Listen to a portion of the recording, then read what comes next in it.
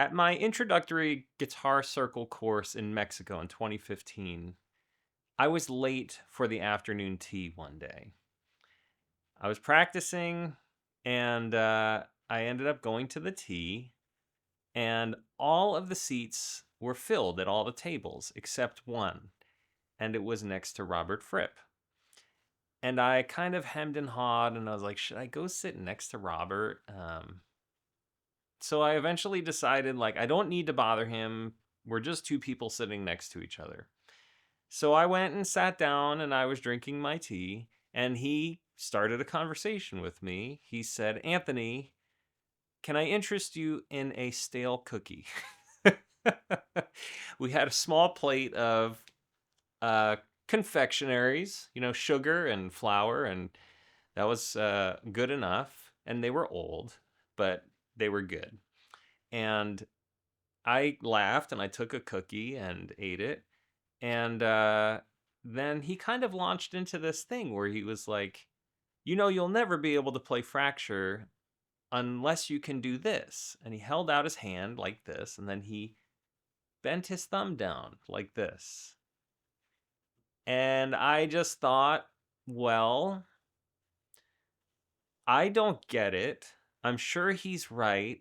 It doesn't make any sense to me what this has to do with Fracture. And he said, the key is to have a straight thumb, as straight as you can, and bend the thumb down like this on top of your index finger, but not from this knuckle, not here, not like going like this. And he said, not from this knuckle either. And so he was like, it's not this, and it's not this, it's this.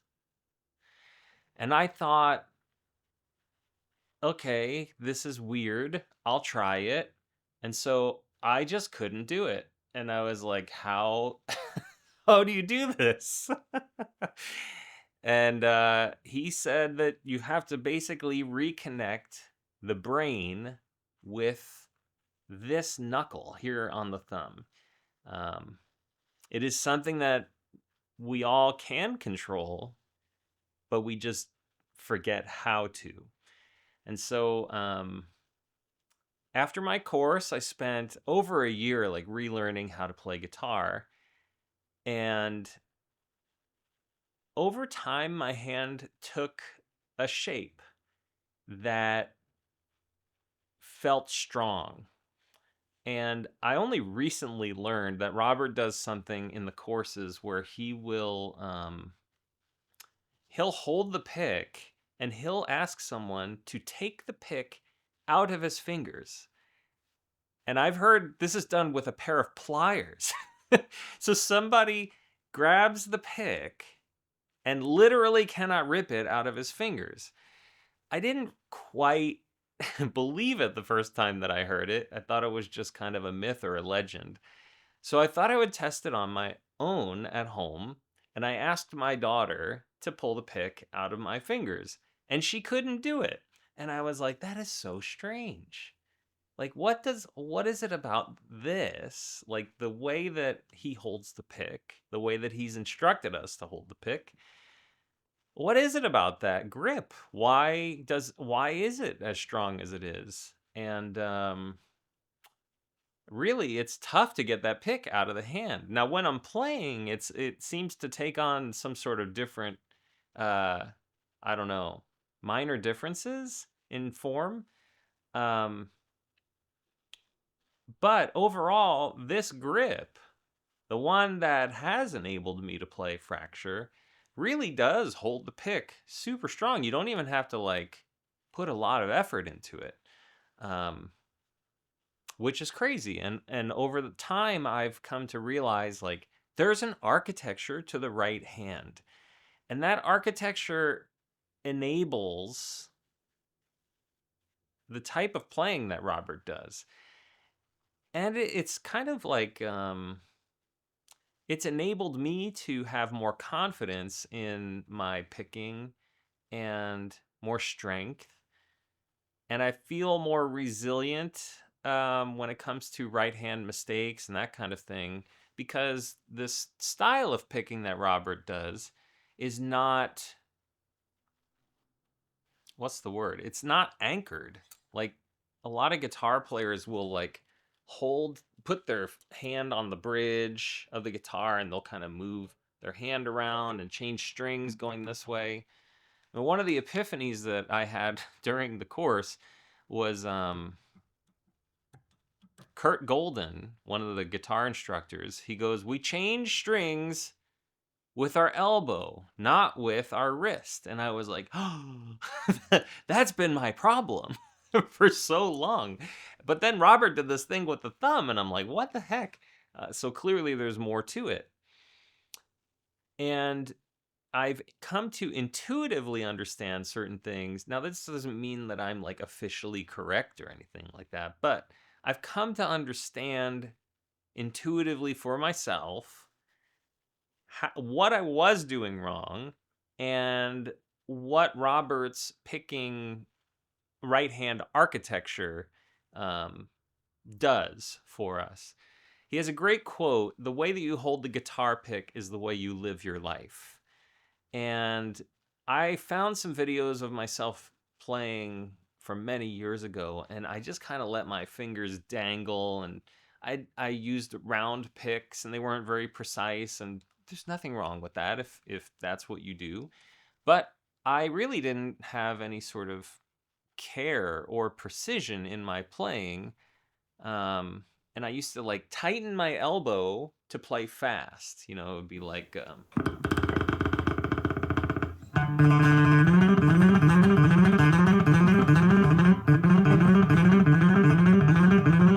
something like that, right? Um,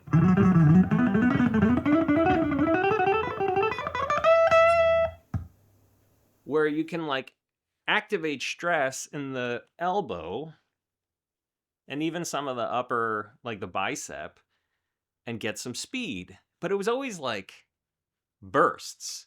It wasn't something that I could do for a long time, which is why I couldn't play Fracture, because I was trying to apply this like fast picking technique that's very linear and multiple pick strokes per string.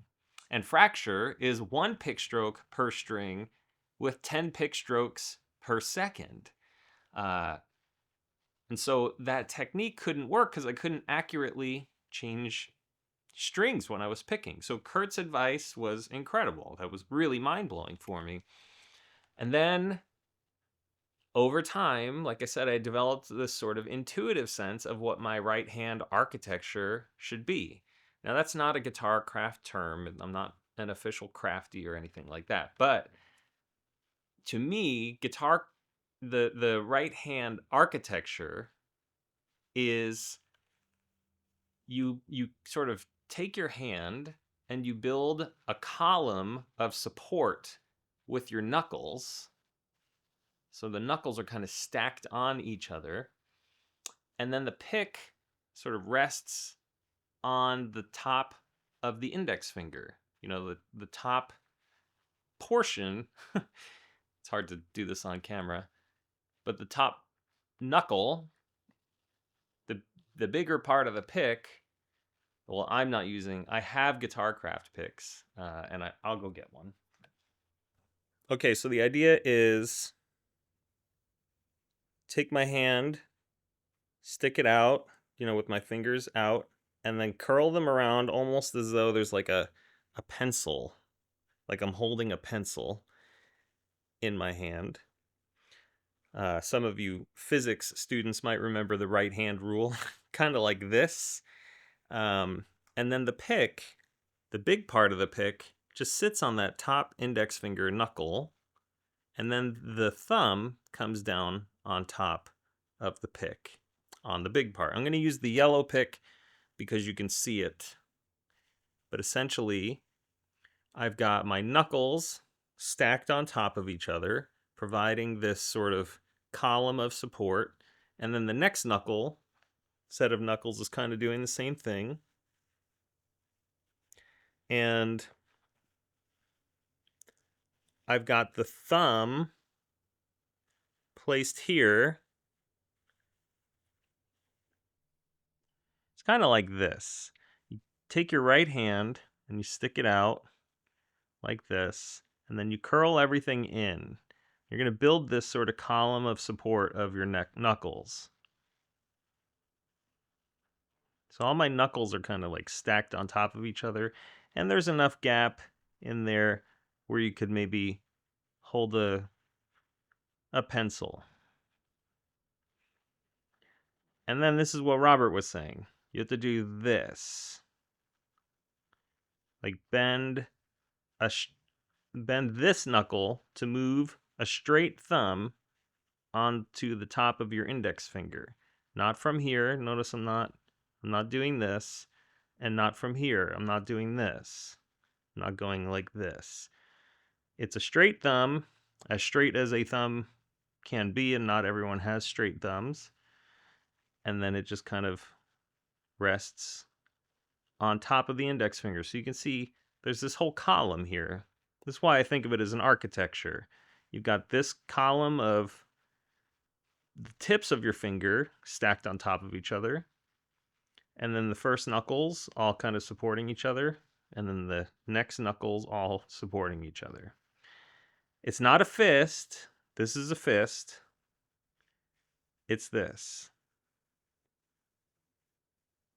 And then the pick, the big part, just sits on top of that index finger knuckle. Not so much like on the knuckle itself. Let's see if I can. But it's on my finger. I'll use the yellow pick for visibility. Knowing that this is I think Robert said if he didn't have a Guitar Craft pick, he would use this pick and consider it a form of suffering. Something like that. But you can see I put the pick there, and then I move a straight thumb onto it. And then it's hard to pull. I mean, I'm really pulling. So it's pretty interesting that it works this way. This architecture here is what enables fracture. Now, of course, there's like the way of moving the hand, which is, it comes mostly from here. The hand, well, actually, the elbow moves the wrist to the right location for changing strings. Let's see this. Oh, were you recording? I am, it's okay. I actually want you to try something. I'm going to have my son here try to take the pick out of my hand. All right, Gabe, come here and just try to yoink it.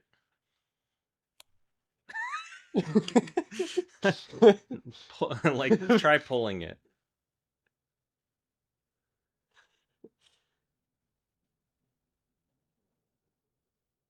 Well, I got it the first time. Yeah, so there's strength in this grip.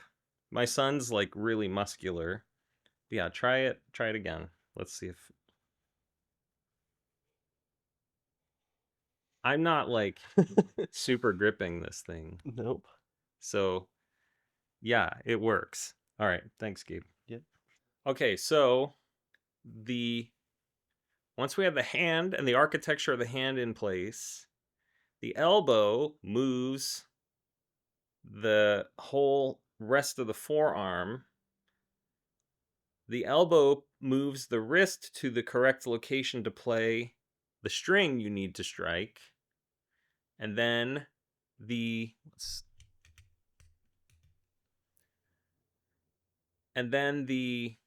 wrist moves the pick through the string.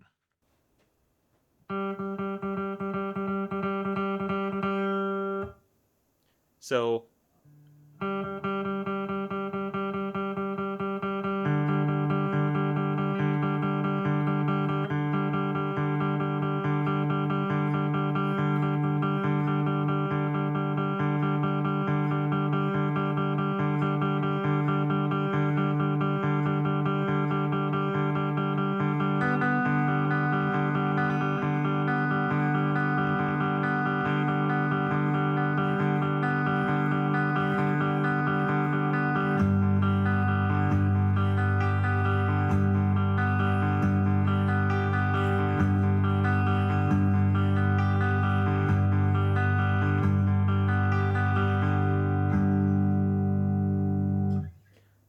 So you can see the elbow moves the wrist to the right location. The wrist is not like sitting planted on anything. It just kind of moves around. And then the wrist moves the hand, and the hand moves the pick. And as Robert says, strings are tiny things, so we only need to move the pick a very short distance.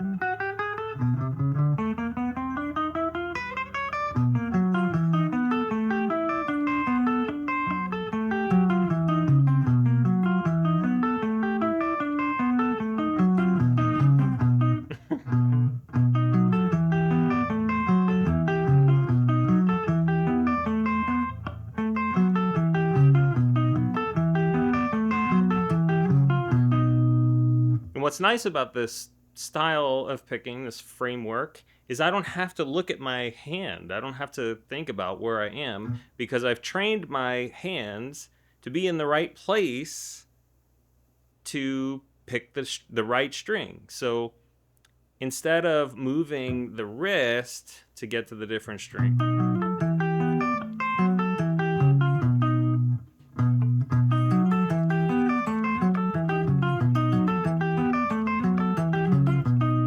that is definitely doable, but it's hard to remember how I used to pick. Nevertheless, the whole point being changing strings with your wrist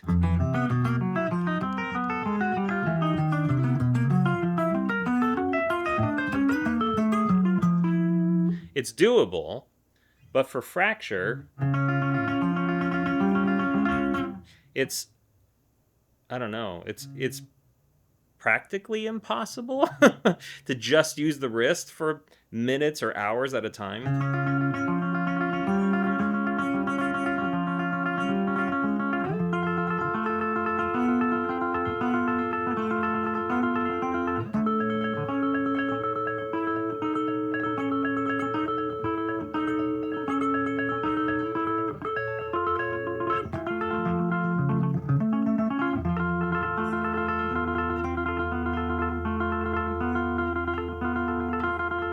I can already feel some tension here, like on the top of my wrist. So I know that if I were to try practicing fracture that way for an hour or 2 hours, which is not uncommon for me, that would hurt. It would cause pain.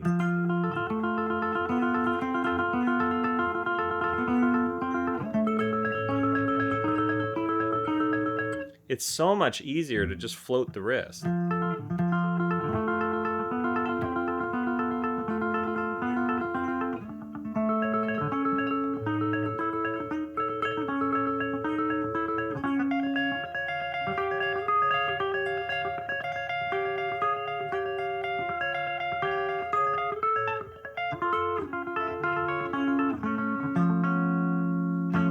So I think what Robert was talking about with that right hand or with the thumb is it sort of opens up the whole world of picking, because if I were to pick like I used to,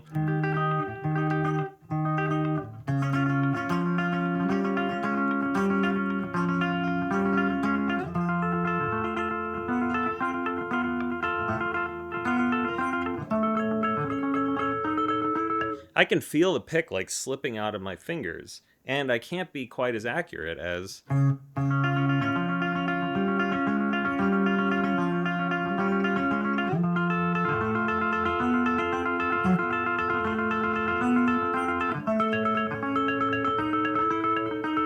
I can feel and hear the sharpness of the pick because I'm keeping it consistently angled, and I have the strength of all of these knuckles underneath the pick. So it makes a huge difference.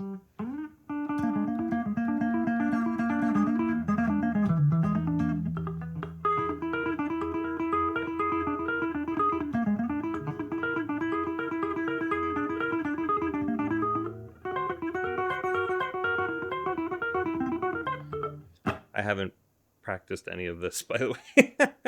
But I can just tell you, having the right hand shape and the right architecture of the hand to hold the pick, to be strong, so strong that it can't easily be ripped out of your hand, it puts you in control of what's happening on the instrument instead of like letting things dangle. It's fine for strumming, I've found.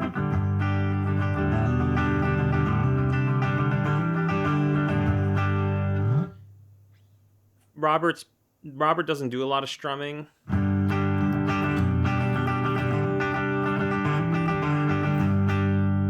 But I found that when I'm strumming, I usually have a looser form of the Fripp architecture.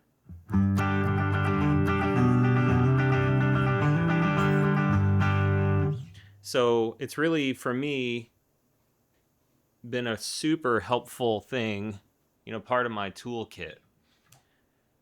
So yeah, I think that's kind of like everything I can think of covering without this video getting ridiculously long. So yeah, if you have any questions or anything, leave them in the comments. And I just realized I forgot to talk about the pieces of music that I'm doing for this. Okay, so the first thing that we're going to hear is a song called Trap by the League of Gentlemen. And without this right hand architecture, there's no way I could be able to play it unless I hybrid picked it. Like,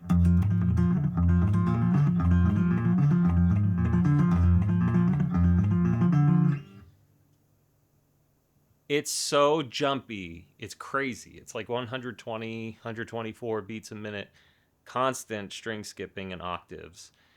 And so that even though you can see my hand kind of getting sloppy when I'm playing it, today's the first day I ever could play it or tried to play it, really. I did try to play it previously, but it just didn't work. It was just too crazy. And I don't think my hand or body was ready for it.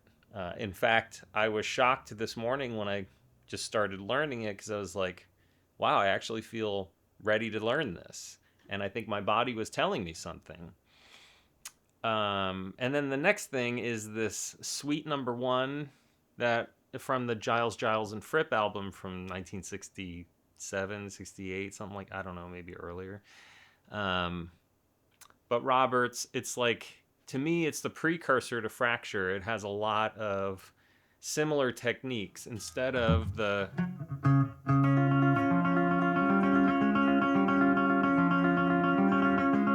it has this.